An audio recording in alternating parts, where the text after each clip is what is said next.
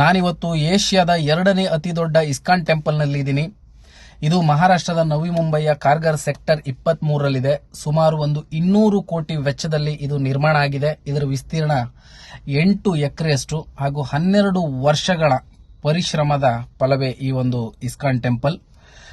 ಬಹಳ ಅದ್ಭುತವಾಗಿ ಕಟ್ಟಿದ್ದಾರೆ. ಸಂಪೂರ್ಣವಾಗಿ ಮಾರ್ಬಲ್ನ ಬಳಸಿ ಕಟ್ಟಿರುವಂತದ್ದು ಈ ಒಂದು ಆಧ್ಯಾತ್ಮಿಕ ಕ್ಷೇತ್ರ. ಮುಂಬೈಗೆ ಯಾರೇ ಒಂದು ವಿಸಿಟ್ ಕೊಟ್ಟರು ಖಂಡಿತ ಇಲ್ಲೊಮ್ಮೆ ಬನ್ನಿ. ನೀವು ಬರ್ತಾ ಇರುವಾಗೆ ದೇವಸ್ಥಾನದ ಎಂಟ್ರಿ ಈ ರೀತಿಯಾಗಿ ನಿಮಗೆ ಕಾಣಕ್ಕೆ ಸಿಗುತ್ತೆ. ಒಳಗೆ ಹೋಗ್ತಾ ಇರುವಾಗೆ ನಿಮಗೆ ಶುದ್ಧ ಕುಡಿಯುವ ನೀರಿನ ವ್ಯವಸ್ಥೆಯನ್ನು ಕೂಡ ಮಾಡಿಟ್ಟಿದ್ದಾರೆ. ದೇವ್ರ ದರ್ಶನ ಮಾಡೋಕೆ ಮುಂಚೆ ನೀವು ಕೈಕಾಲುಗಳನ್ನು ತೊಳ್ಕೊಂಡು ನೀಟಾಗಿ ದರ್ಶನ ಮಾಡಲಿಕ್ಕೂ ಕೂಡ ಇಲ್ಲಿ ತುಂಬಾ ಚಂದ ವ್ಯವಸ್ಥೆಯನ್ನ ಮಾಡಿಟ್ಟಿದ್ದಾರೆ. ಹಾಗೆ ನೀವು ಸರತಿ ಸಾಲಿನಲ್ಲಿ ಮುಂದೆ ಹೋಗ್ತಾ ಇರುವಾಗೆ ನಿಮಗೆ ಚಪ್ಪಲಿಗಳನ್ನ ಇಟ್ಕೊಳ್ಳಿಕ್ಕೂ ಕೂಡ ಸ್ಟ್ಯಾಂಡ್ಗಳನ್ನ ಮಾಡಿದ್ದಾರೆ. ಟೋಕನ್ ಕೊಡೋದಿಲ್ಲ, ನಂಬರ್ನ ನೆನ್ಪಿಟ್ಕೊಳ್ಬೇಕು. ಸೊ ಬಂದ ನಂತರ ನೀವು ಆ ನಂಬರ್ನ ಹೇಳಿದ್ರೆ ಚಪ್ಪಲಿ ಕೊಡ್ತಾರೆ. ಇಲ್ಲೊಂದಷ್ಟು ಡೊನೇಷನ್ ಬಾಕ್ಸ್ಗಳನ್ನು ಇಟ್ಟಿದ್ದಾರೆ. ಹಾಗೆ ಬುಕ್ ಸ್ಟಾಲ್ ಇದೆ. ಬಹಳ ಅದ್ಭುತವಾದಂಥ ಬುಕ್ಗಳಿಲ್ಲಿದೆ. ನೋಡ್ಬೋದು, ನಿಮಗೆ ಕನ್ನಡದಲ್ಲಿ ಸಿಗೋದಿಲ್ಲ, ಹಿಂದಿ ಮತ್ತು ಇಂಗ್ಲೀಷ್ನಲ್ಲಿ. ರಾಮಾಯಣ ಇದೆ, ಭಗವದ್ಗೀತೆ ಇದೆ, ಹಾಗೆ ಕೃಷ್ಣನ ಬಗ್ಗೆ ಇರುವಂಥ ಸಾಕಷ್ಟು ಬುಕ್ಗಳಿದೆ. ಯೋಗಾಭ್ಯಾಸದ ಬಗ್ಗೆ ಸಾಕಷ್ಟು ಬುಕ್ಗಳಿದೆ. ಇಲ್ಲಿ ಪ್ರಸಾದವನ್ನು ಹಂಚ್ತಾರೆ. ಬಟ್ ಇದು ನೀವು ವಾಪಸ್ ಬರುವಾಗ ಆ ಸರತಿ ಸಾಲಿನಲ್ಲಿ ನಿಮಗೆ ಪ್ರಸಾದ ಅನ್ನೋದು ಸಿಗುತ್ತೆ. ಮುಂದೆ ಹೋಗ್ತಾ ಇರುವಾಗೆ ಇಲ್ಲೊಂದಷ್ಟು ಡೊನೇಷನ್ಗೆ ಟೇಬಲ್ಗಳನ್ನು ಹಾಕಿ ಕೂತ್ಕೊಂಡಿದ್ದಾರೆ. ಇಲ್ಲಿ ಬೇರೆ ಬೇರೆ ರೀತಿಯಾದ ಸೇವೆಗಳಿದೆ. ಅಂತಾರಾಷ್ಟ್ರೀಯ ಆಜೀವನ್ ಸದಸ್ಯತ್ವ, ಹಾಗೆ ಬೇರೆ ಬೇರೆ ರೀತಿಯಾದ ಇಸ್ಕಾನ್ ಟೆಂಪಲ್ನ ನೀವು ಜೀವನ ಪರ್ಯಂತದ ಸದಸ್ಯತ್ವ ತಗೊಳ್ಬಹುದು. ಗೋ ಸೇವೆ ಇದೆ. ಹಾಗೆ ಇನ್ನು ತುಂಬಾ ರೀತಿಯಾದ ಒಂದಷ್ಟು ಸೇವೆಗಳಿದೆ. ಯಾರಾದರೂ ದೂರದಿಂದನೇ ಏನಾದರೂ ಡೊನೇಷನ್ ಹಾಕಬೇಕು ಅಂತ ಹೇಳಿದ್ರೆ ನಾನಿಲ್ಲಿ ಒಂದು ಸ್ಕ್ಯಾನರ್ ಹಾಕಿದ್ದೀನಿ. ಹಾಗೆ ಕೆಲವೊಂದಷ್ಟು ಸೇವೆಯ ಲೀಸ್ಟ್ಗಳನ್ನು ಕೂಡ ಹಾಕಿದ್ದೀನಿ. ನೀವು ಅದರಲ್ಲಿ ನೋಡ್ಕೊಳ್ಬಹುದು. ಈ ಒಂದು ಟೆಂಪಲ್ನ ಶ್ರೀ ನರೇಂದ್ರ ಮೋದಿಜಿಯವರು 2025ನೇ ಇಸ್ವಿಯಲ್ಲಿ ಉದ್ಘಾಟನೆ ಮಾಡಿದ್ರು. ಇಲ್ಲಿ ಇಸ್ಕಾನ್ ಮ್ಯೂಸಿಯಂ ಅಂತ ಇದೆ, ಬಟ್ ಅದು ಇವಾಗ ಇಲ್ಲ. ಒಂದೆರಡು ತಿಂಗಳಲ್ಲೇ ಸಂಪೂರ್ಣವಾಗಿ ರೆಡಿ ಆಗುತ್ತೆ. ನೀವು ಬಂದರೆ ನೋಡೋಕೆ ಸಿಗ್ಬೋದು. ಒಳಗಡೆನೆ ನಿಮಗೆ ಇಲ್ಲಿ ಹೋಟೆಲ್ ಇದೆ. ಸಾಕಷ್ಟು ವೆರೈಟಿಯ ಸ್ವೀಟ್ಗಳಿದೆ. ಹಾಗೆ ಉಪ್ಪಿನಕಾಯಿಗಳು, ಇನ್ನು ಈ ಕುರ್ಕುರೆ ತಿಂಡಿ ಐಟಮ್ಗಳು, ಮನೇಲಿ ಮಾಡಿರುವಂಥ ಸಾಕಷ್ಟು ಆರ್ಗ್ಯಾನಿಕ್ ಫುಡ್ಗಳು ಇಲ್ಲಿ ನಿಮಗೆ ಸಿಗುತ್ತೆ. ತುಂಬ ವಿಧವಾದ ಸ್ವೀಟ್ ಇದೆ. ಊಟನೂ ಸಿಗುತ್ತೆ. ನಾನಂತೂ ತಿಂದಿಲ್ಲ, ಟೇಸ್ಟ್ ಹೇಗಿದೆ ನಂಗೆ ಗೊತ್ತಿಲ್ಲ, ಬಟ್ ನೋಡಿದ್ದೀನಿ. ಬಂದವ್ರಿಗೆ ಯೂಸ್ಫುಲ್ ಆಗಲಿ ಅನ್ನೋ ಒಂದು ರೀಸನ್ಗೆ ಹಾಕಿದ್ದೀನಿ. ಉಪ್ಪಿನಕಾಯಿ ಸಿಗುತ್ತೆ. ಬೇರೆ ಬೇರೆ ರೀತಿಯಾದ ಫ್ರೂಟ್ ಜಾಮ್ಗಳನ್ನು ಇಟ್ಟಿದ್ದಾರೆ. ಹಪ್ಪಳ ಇದೆ. ಸಂಡಿಗೆ ಟೈಪ್ ಒಂದಷ್ಟು ಐಟಮ್ಗಳು, ತುಂಬ ವಿಧವಾದ ಐಟಮ್ಗಳಿದೆ.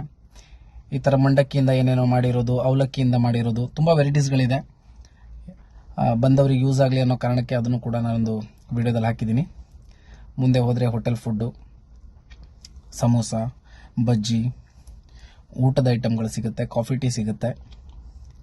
ಸ್ವೀಟ್ ಅಂತೂ ತುಂಬ ಹೇರಳವಾಗಿ ಅವರು ಮಾಡಿಟ್ಟಿದ್ದಾರೆ. ನೀವು ಬಂದಾಗ ಒಂದ್ಸಾರಿ ವಿಸಿಟ್ ಕೊಟ್ಟರೆ ನಿಮ್ಗೇನು ಬೇಕು ನೋಡಿ ತಗೊಳ್ಬೋದು. ಹಾಗೆ ಮ್ಯೂಸಿಯಂಗೆ ಹೋಗೋ ವಾಲಲ್ಲಿ ಒಂದಷ್ಟು ಚಿತ್ರಗಳನ್ನು ಹಾಕಿದ್ರು, ಬಟ್ ಈಗ ಮ್ಯೂಸಿಯಂ ಏನು ಕೂಡ ಓಪನ್ ಆಗಿಲ್ಲ.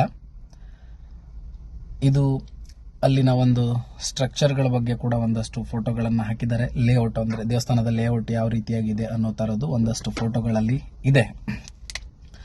ಹಾಗೆ ನಾನು ಮುಂದಕ್ಕೆ ಹೋಗಿ ನೋಡಿದ್ರೆ ಅವ್ರ ಸ್ವೀಟ್ ಏನು ಅವ್ರ ಹೋಟೆಲ್ ಇದೆ, ಹೋಟೆಲ್ನ ಕಿಚನ್ಗಳು, ಅಲ್ಲೊಂದಷ್ಟು ಕಿಚನ್ನಲ್ಲಿ ಐಟಮ್ಗಳು ತಯಾರಿ ಆಗ್ತಾ ಇದ್ದು. ಹೇಗೂ ಹೋಗಿದ್ದೀನಿ ಅಂತ ಸಣ್ಣದಾಗಿ ಒಂದು ಶೂಟ್ ಮಾಡಿಕೊಂಡೆ. ಇಲ್ಲಿ ಸಮೋಸ, ಕಚೋರಿ ಈ ರೀತಿಯಾದ ಐಟಮ್ಗಳನ್ನು ಮಾಡಲಿಕ್ಕೆ ಮೆಟೀರಿಯಲ್ಗಳನ್ನು ತಯಾರು ಮಾಡ್ತಾ ಇದ್ರು. ಇದು ದೇವಸ್ಥಾನದ ಭಂಡಾರ. ಇಲ್ಲಿ ಹೋಗ್ತಾ ಇರುವಾಗೆ ಮೂಗಿ ಗಮ್ ಅನ್ನುವಂಥ ಪರಿಮಳ ಬಂತು. ಒಂದು ವಿಸಿಟ್ ಕೊಟ್ಟೆ. ಮುಂದೆ ಬಂದರೆ ನಿಮ್ಗೆ ಇಲ್ಲಿ ವಾಶ್ರೂಮ್ಗೆ ವ್ಯವಸ್ಥೆ ಇದೆ. ಅಲ್ಲೂ ಕೂಡ ಕುಡಿಯೋ ನೀರಿನ ವ್ಯವಸ್ಥೆ ಇದೆ. ಬಹಳ ಸುಂದರವಾಗಿ ಎಲ್ಲ ವ್ಯವಸ್ಥೆಗಳನ್ನು ಮಾಡಿದ್ದಾರೆ. ಒಳಗೆ ಹೋಗ್ತಾ ಇದ್ದ ಹಾಗೆ ಭಜನೆ ಕಾರ್ಯಕ್ರಮ ನಡೀತಾ ಇತ್ತು. ತುಂಬ ಸೌಂಡ್ ಇರೋದ್ರಿಂದ ನಾನು ಆ ಸೌಂಡ್ಗಳನ್ನು, ಭಜನೆ ಸೌಂಡ್ಗಳನ್ನು ಮ್ಯೂಟ್ ಮಾಡಿದ್ದೀನಿ. ತುಂಬ ಚಂದ ಭಜನೆ ನಡೀತಾ ಇತ್ತು.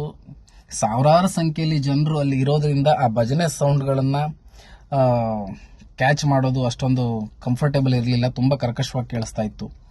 ಸೊ ಹಾಗಾಗಿ ನಾನು ಆ ಸೌಂಡನ್ನು ಮ್ಯೂಟ್ ಮಾಡಿದ್ದೆ. ನೋಡ್ಬೋದು ನೀವು ಮುಂದೆ ರಾಧಾಕೃಷ್ಣರ ಮೂರ್ತಿಗಳು ಬಹಳ ಸುಂದರವಾಗಿ, ಬಹಳ ಚಂದವಾಗಿ ಕಟ್ಟಿದ್ದಾರೆ. ಸುಮಾರು 200 ಕೋಟಿ ವೆಚ್ಚದಲ್ಲಿ ಈ ಒಂದು ಇಸ್ಕಾನ್ ದೇವಸ್ಥಾನವನ್ನ ಕಟ್ಟಿದ್ದಾರೆ. ಬಹಳ ಸುಂದರವಾದಂಥ ಒಂದು ಆಧ್ಯಾತ್ಮಿಕ ಕ್ಷೇತ್ರ ಅಂತ ಹೇಳ್ಬೋದು ನವಿ ಮುಂಬೈಯಲ್ಲಿ. ನೀವು ಯಾರೇ ಮಹಾರಾಷ್ಟ್ರ ಮುಂಬೈಗೆ ವಿಸಿಟ್ ಕೊಟ್ರೆ ಯಾವಾಗಲೂ ಬಂದರೆ gate of India, Siddhivinayak, Mahalakshmi, ಆಜಿವಲಿ ಅಂತ ತಿರುಗೋದು ಇದ್ದೇ ಇದೆ. ಸೊ ಇದೊಂದು ಹೊಸ ಸ್ಥಳ ಆ್ಯಡ್ ಆಗುತ್ತೆ ಅನ್ಕೊಂತೀನಿ. ಹೊಸಬ್ರು ಯಾರಾದರೂ ಮುಂಬೈಗೆ ತಿರುಗಾಡ್ಲಿಕ್ಕೆ ಬಂದರೆ ಬಹಳವಾಗಿ ಅದ್ಭುತವಾಗಿ ಕಟ್ಟಿದ್ದಾರೆ. ಸಂಪೂರ್ಣ ದೇವಸ್ಥಾನವನ್ನು ಮಾರ್ಬಲ್ನಲ್ಲೇ ಕಟ್ಟಿದ್ದಾರೆ. ನಾನು ಹೋದ ದಿನ ಅಂತೂ ಸಾಕಷ್ಟು ಜನರು, ವೈಕುಂಠ ಏಕಾದಶಿ ದಿನ ಹೋಗಿದ್ದೆ, ಸಿಕ್ಕಾಪಟ್ಟೆ ಜನ ಇದ್ದರು, ಕಾಲು ಹಾಕಕ್ಕೆ ಕೂಡ ಜಾಗ ಇಲ್ಲ, ಅಷ್ಟರ ಮಟ್ಟಿಗೆ ಜನ. ಬಹಳವಾಗಿ ಒಂದು ಅದ್ಭುತವಾಗಿ ಕಟ್ಟಿರುವಂಥ ಒಂದು ಆಧ್ಯಾತ್ಮಿಕ ಕ್ಷೇತ್ರ ಅಂತ ಹೇಳಕ್ಕೆ ನಾನು ಇಷ್ಟಪಡ್ತೀನಿ. ಧ್ಯಾನ ಮಾಡೋಕ್ಕಾಗಿರ್ಬೋದು, ನಿಮಗೆ ಅಲ್ಲಿನ ಒಂದು ಸೌಂದರ್ಯವನ್ನು ಅನುಭವಿಸೋಕ್ಕಾಗಿರ್ಬೋದು, ಬಹಳ ಉತ್ತಮವಾದಂಥ ಜಾಗ. ಸುಮಾರು ಒಂದು 8 ಎಕರೆ ವಿಸ್ತೀರ್ಣದಲ್ಲಿ 12 ವರ್ಷದ ಪರಿಶ್ರಮದಲ್ಲಿ ಈ ಒಂದು ಕ್ಷೇತ್ರವನ್ನು ಕಟ್ಟಿದ್ದಾರೆ. ಬಹಳ ಸುಂದರವಾಗಿದೆ. ನೀವು ಅಲ್ಲಿ ಹೋದಾಗ ನಿಮಗೊಂದು ಅಲ್ಲಿನೊಂದು ವೈಬೇ ಚೇಂಜ್ ಆಗುತ್ತೆ. ನೀವೊಂದು ಆ ಒಂದು ವೈಬನ್ನು ನೀವು ಅನುಭವಿಸ್ತೀರ ಅಂತ ಹೇಳಕ್ಕೆ ಇಷ್ಟಪಡ್ತೀನಿ. ನನಗೂ ಕೂಡ ಆ ಒಂದು ಫೀಲ್ ಆಗಿದೆ. ಈ ಒಂದು ದೇವರ ಮೂರ್ತಿಯನ್ನು ನೀವು ನೋಡ್ಬೋದು, ರಾಧಾಕೃಷ್ಣರದ್ದು. ಹಾಗೆ ಒಂದಷ್ಟು ಡೊನೇಷನ್ಗಳದ್ದು ಲೀಸ್ಟ್ಗಳನ್ನು ಕೂಡ ಹಾಕಿದ್ದೀನಿ ನಾನು. ದೂರದಿಂದನೇ ನೀವೇನಾದರೂ ದೇವರ ಸೇವೆ ಮಾಡೋದಾದರೆ ಅಲ್ಲಿ ಕೂಡ ನಿಮಗೊಂದಷ್ಟು ವ್ಯವಸ್ಥೆಗಳಿರುತ್ತೆ. ಅಲ್ಲಿ ನಾವು ಒಬ್ರದ್ದು ಒಂದು ಟ್ರಸ್ಟಿದ ಒಂದು ನಂಬರನ್ನು ಕೂಡ ನಾನಿಲ್ಲಿ ನಿಮಗೆ ಮೆನ್ಷನ್ ಮಾಡಿ ಹಾಕಿರ್ತೀನಿ. ನೀವೇನಾದರೂ ಹೆಚ್ಚಿನ ಮಾಹಿತಿ ಬೇಕು ಅಂತ ಹೇಳಿದ್ರೆ ಅವ್ರ ಜೊತೆ ಮಾತಾಡ್ಬೋದು. ನೀವೇನಾದರೂ ಇಲ್ಲಿ ಬರುವಂಥದ್ದಿದ್ರೆ ಸೊ ಅವರಿಂದನೂ ಕೂಡ ಹೆಚ್ಚಿನ ಮಾಹಿತಿಯನ್ನು ತಗೊಳ್ಬೋದು. ಅವ್ರ ಹೆಸರು ಮತ್ತು ನಂಬರ್ನ ನಾನು ಈ ವಿಡಿಯೋದಲ್ಲಿ ಮೆನ್ಷನ್ ಮಾಡಿ ಹಾಕಿರ್ತೀನಿ. ಬಹಳ ಒಂದು ಅದ್ಭುತವಾದ ಸ್ಥಳ. ಒಂದು ಸಾರಿ ನೀವು ಭೇಟಿ ಕೊಟ್ಟರೆ ನಿಮ್ಮ ಮನ ಉಲ್ಲಾಸಗೊಳ್ಳೋದ್ರಲ್ಲಿ ಯಾವುದೇ ಸಂದೇಹ ಇಲ್ಲ. ಅಷ್ಟು ಚೆನ್ನಾಗಿ ದೇವಸ್ಥಾನನ ಕಟ್ಟಿದ್ದಾರೆ. ಸೊ ಇಲ್ಲಿನ ಟೈಮಿಂಗ್ ಕೂಡ ಇದೆ. ಮಧ್ಯಾಹ್ನ 2 ಗಂಟೆ ತನಕ ಇರುತ್ತೆ. 2 ಗಂಟೆ ಕ್ಲೋಸ್ ಆಗುತ್ತೆ, ಮತ್ತೆ 4 ಗಂಟೆ ನಂತರ ಓಪನ್ ಆಗುತ್ತೆ. ಸೊ ಯಾರಾದರೂ ಬರೋದಿದ್ರೆ ಟೈಮಿಂಗನ್ನು ಕರೆಕ್ಟಾಗಿ ನೋಡ್ಕೊಂಡು ಬನ್ನಿ. ಇಲ್ಲ ಅಂತ ಹೇಳಿದ್ರೆ ಇಲ್ಲಿ ಬಂದು ಸುಮಾರು 2-3 ಅವರು ನೀವು ವೆಯ್ಟ್ ಮಾಡುವಂಥ ಪರಿಸ್ಥಿತಿ ಆಗ್ಬೋದು.